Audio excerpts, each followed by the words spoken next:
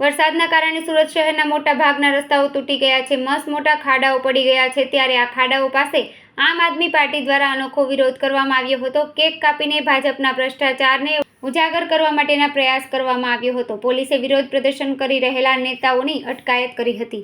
વિપક્ષ નેતા પાયલ સાકરિયાએ કહ્યું કે ભાજપ દ્વારા ભ્રષ્ટાચાર કરોડોનો થઈ રહ્યો છે। લોકો ખાડાઓથી પરેશાન છે, તેમ છતાં ભ્રષ્ટાચારમાં લિપ્ત ભાજપના પેટનું પાણી પણ હલતું નથી।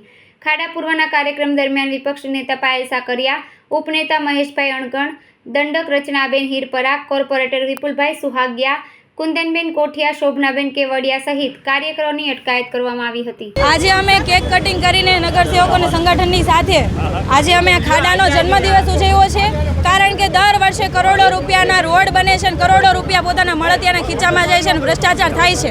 તો આ બાબતે ભાજપી શાસકોને સદબુદ્ધિ આપે અને સાથે સાથે આ ખાડાનો બર્થડે સેલિબ્રેટ કરીએ છીએ, લોકોને કહીએ છીએ કે આ ખાડો પડ્યો છે, એનું અમે કેક કટિંગ કર્યું છે।